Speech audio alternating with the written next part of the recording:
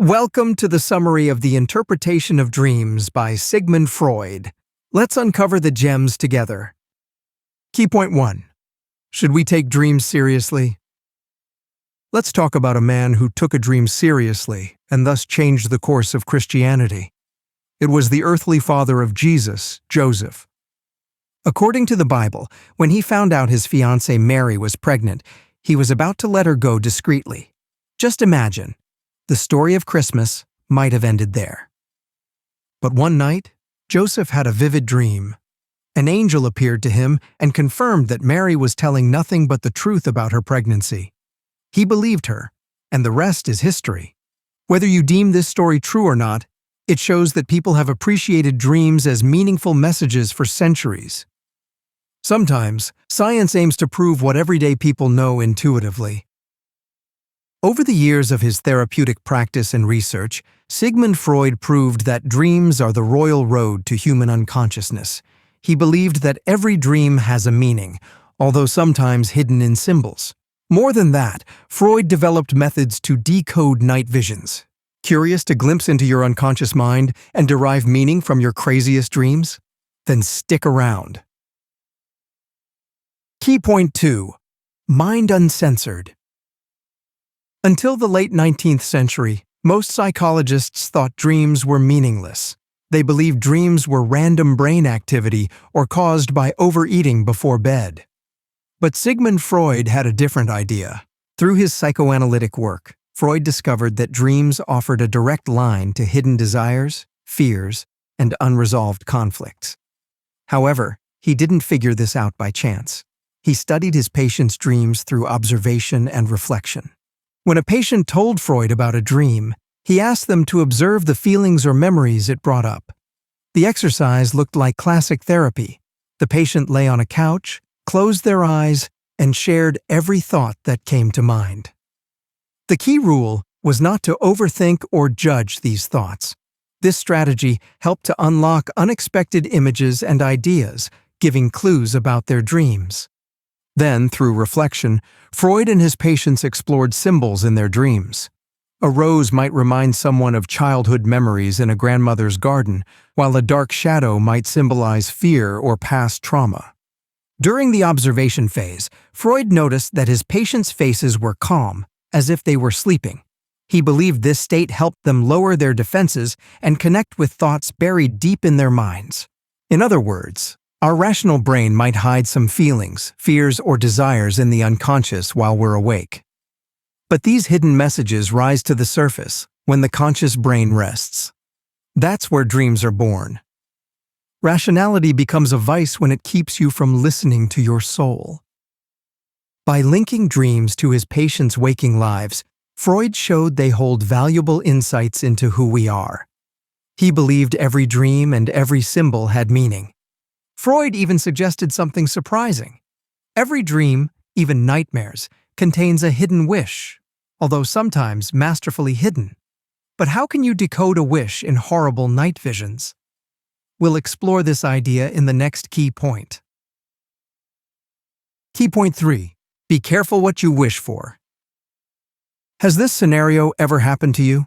You hear the alarm, press snooze, and see yourself getting ready for the day, brushing your teeth and making coffee.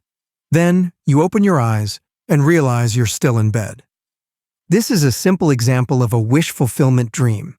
You want the willpower to get up, so your brain gives you that illusion while your body still enjoys the blanket's warmth. In a nutshell, this explains Freud's theory that all dreams express a wish to come true. However, people rarely want to interpret those half-awake visions. What's more interesting is what frightening or nonsensical dreams have to do with wishes. Let's explore this more. While your conscious brain rests, dreams can remind you of your repressed desires that might be uncomfortable or socially unacceptable. Because of this complexity, those wish fulfillment scenarios can be absurd or scary. To illustrate, a teenager dreaming of failing an exam might unconsciously crave the attention and sympathy that failure could bring. While the dream appears unpleasant, it might reflect a hidden wish for support. The attitude of the dreamer towards his wishes is a peculiar one. He rejects them, censors them. In short, he will have none of them. Sigmund Freud. Yet, some wishes are too big a deal for your brain not to wake up. The unconscious masks those wishes to protect your sleep through what Freud called dream distortion. A case in point might be someone with aggressive feelings toward their sister. In a dream, they might be running after a stranger.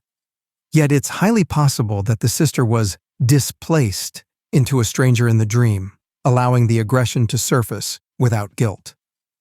The subconscious loves details. There's meaning in the most unnoticeable fragments of your dreams. Even nightmares are wish fulfillment, though they often reflect more complex or contradictory wishes. If someone sees a dream where they get injured, it might paradoxically signal a wish for relief from guilt. It could be that this person consciously did something wrong, and to get rid of the guilt, they wish to be punished to pay for their wrongdoings. Key point 4. The Dream Factory. Maybe at this point your dreams seem like contemporary art to you. You might wonder why they have to be so complicated and abstract. However, try to look at it differently. What if the things you don't understand about dreams invite you on a journey, one that will uncover the beauty and complexity of your brain? The meaning of dreams is like a dove on your shoulder. Apply skepticism and you will scare it off. Freud clearly stated that dreams don't reveal their true meaning outright. Instead, the unconscious mind transforms hidden thoughts and feelings into symbolic, less threatening forms through a remarkable process he called dream work. This transformation helps unconscious messages sneak past the conscious mind's barriers while keeping the dreamer asleep. Basically, your subconsciousness creates riddles so that you can get those 7 to 8 hours of sleep. Here are the stages of dream work. Condensation. The process of merging multiple thoughts, feelings, or people into one image or idea. You might dream of a single person who somehow feels like a mix of your best friend, a teacher, and a sibling, but each element contributes to the dream's hidden meaning. Displacement. The dream work shifts the emotional weight of something important to something less intense, making the dream feel safer to the sleeper. Losing your keys in a dream might reflect fears about losing something far more significant, like a relationship or a sense of control. Symbolism. Instead of directly expressing taboo or uncomfortable thoughts, the unconscious wraps them in symbolic imagery. For instance, traveling up a staircase might represent striving for success. Secondary revision. When you wake up and remember a dream, your mind tries to make sense of it, organizing the scattered fragments into a coherent story. The existence of symbols in dreams has not only facilitated dream interpretation, but has also made it more difficult. Sigmund Freud. Through dream work, Freud tried to explain how the unconscious cleverly disguises its messages, creating dreams rich with insights. Ultimately, all these hidden messages can serve you if you approach dreams with curiosity. Key point 5. You are your own therapist. If you asked Sigmund Freud to interpret your dream, he would probably have said, "Only you can do it." Before you angrily state, "What did I pay for then?" let's explain his original interpretation approach. Freud invented a technique called free association that was groundbreaking for his time. Earlier approaches relied on fixed symbols or predetermined meanings, like the apple being a sign of temptation or the garden symbolizing the soul or heart. However, Freud believed that sticking to fixed symbols was not enough. He suggested that a dream's meaning lies in the context of the dreamer's personal experiences, feelings, and emotions. In other words, dreams speak to you in a deeply intimate language of your associations. Here's how free association worked in Freud's therapy sessions. He asked the dreamer to focus on a specific element of their dream and share any thoughts, feelings, or memories that spontaneously came to mind, no matter how irrelevant or strange they seemed. We discussed it earlier as an observation. These associations, he argued, were pathways to uncovering the dream's hidden meaning. Your dreams are exclusively yours. It's okay if only you understand them. Let's take someone dreaming of a locked door. Instead of assuming a universal meaning like blocked opportunity, Freud would encourage the dreamer to explore their associations with closed doors. Perhaps they remind them of feeling trapped in a childhood home or a specific incident where they could not enter a room. Through this process, the deeper value of the dream becomes clear. It might reflect feelings of exclusion or a fear of rejection. Freud's method stood out for its flexibility and individual approach. For him, symbols weren't set in stone. Their meanings depended on the dreamer's unique experiences. Instead of using a dream dictionary, Freud suggested his clients delve into their inner world. Thus, unlocking dreams turned out to be a more insightful process. The free association method allowed a richer exploration of the unconscious mind and hidden desires. Try it next time you have a vivid dream. Key point 6. The brain's drawing board. If your dreams were movies, your brain would be a genius director like Christopher Nolan. Now, where does your mind get the inspiration for these night visions? According to Freud, the brain pulls from a fascinating mix of sources to create the rich, symbolic world of dreams. He identified several key reservoirs of dream material, showing how the unconscious mind weaves together fragments of your inner and outer lives. These are day residues. Freud believed dreams often start with day residues, or leftover impressions from recent experiences. These might be small, seemingly insignificant details, like a conversation, an image, or a fleeting thought, that the mind picks up during the day. For example, seeing a dog in passing might spark a dream where a pack of wolves chases you. Unresolved emotional conflicts. Dreams frequently tap into unresolved issues and repressed emotions. Freud argued that these conflicts, buried in the unconscious mind, manifest in dreams. For instance, anxiety about an upcoming event might resurface as a dream where you're lost in a maze. Childhood memories. Freud emphasized that early childhood experiences significantly shape the unconscious. Dreams often borrow symbols or themes from these formative years, as the mind uses them to process unresolved desires or fears. External stimuli during sleep. Freud noted that sounds, sensations, or other external stimuli can influence dream content.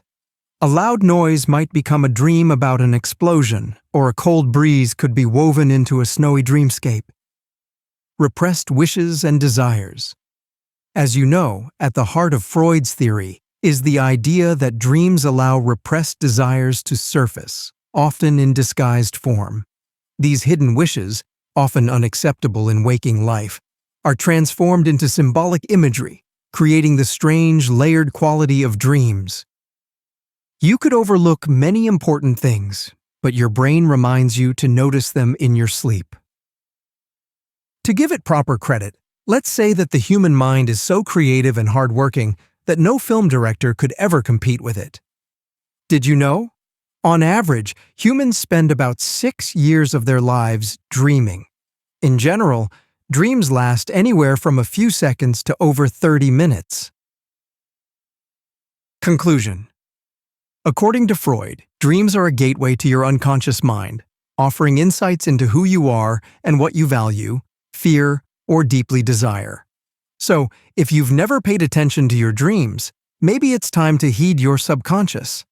And if you're curious about your night visions, try the original approaches Sigmund Freud suggested. Try this. Write down your dreams. Keep a journal by your bed to capture details as soon as you wake up. You can get back to your notes and find cues later. Practice free association. Think of a symbol or element from your dream, and note any thoughts or emotions it triggers without analyzing or evaluating. Pay attention to day residues. Notice how recent events or emotions influence your dreams. Maybe you're missing some important events or hints. Explore your emotions. Focus on the feelings your dreams evoke and don't judge them. Sometimes, even scary scenes might give a sense of relief, and that's okay, because it's your dream and your message. That's all for now. More intriguing summaries are just a click away.